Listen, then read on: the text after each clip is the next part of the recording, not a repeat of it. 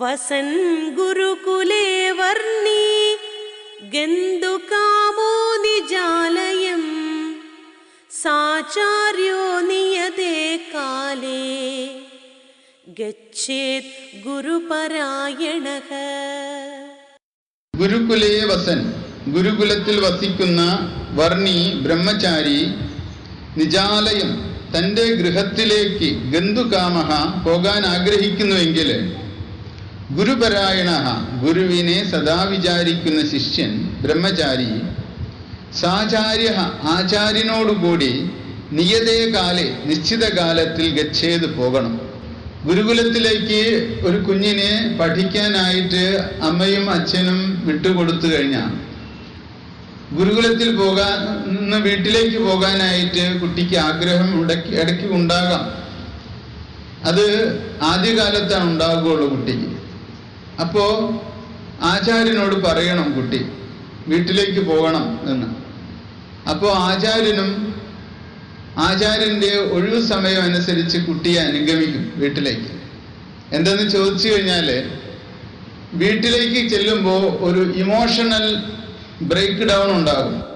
അവിടെ ചെന്ന് കഴിയുമ്പോൾ അമ്മയുടെ ദുർബലത, അച്ഛൻ്റെ ദുർബലത, കുഞ്ഞിൻ്റെ സുഖലോലുപതയ്ക്ക് വേണ്ടിയിട്ടുള്ള ആഗ്രഹം, ഇതൊക്കെ സ്വാധീനം ചെലുത്തുമെന്നുള്ളത് കൊണ്ട് ആചാര്യനും ഉത്തരവാദിയായ ആചാര്യൻ എന്ന നിലയ്ക്ക് ആ ശിഷ്യന്റെ കൂടെ പോകും എന്നുള്ളതാണ്.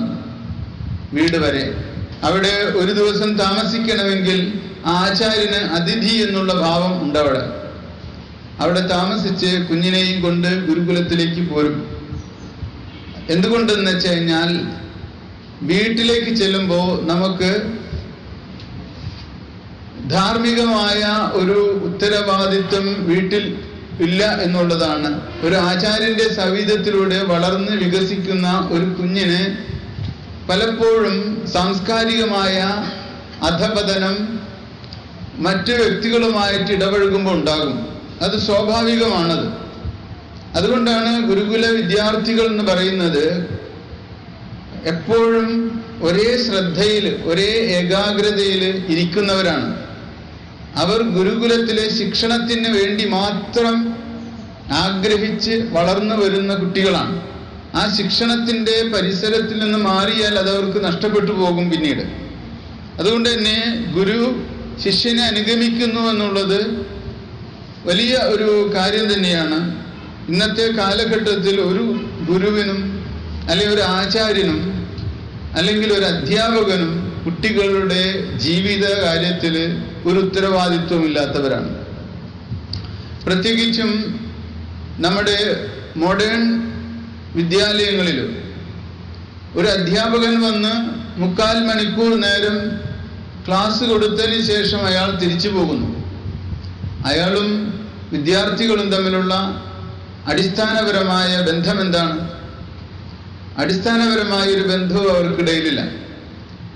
അധ്യാപകൻ ശമ്പളം പറ്റുന്നതിൻ്റെ ആ കൃത്യം നിർവഹിക്കാനായിട്ട് വന്ന് തനിക്ക് പറയാനുള്ളതെല്ലാം പറഞ്ഞു പോകുന്നു.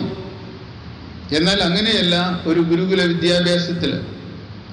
ആ ഗുരുവിന് കുഞ്ഞിൻ്റെ വളർച്ചയുടെ ഓരോ ഘട്ടത്തിലും വലിയ ഉത്തരവാദിത്തമുണ്ട്.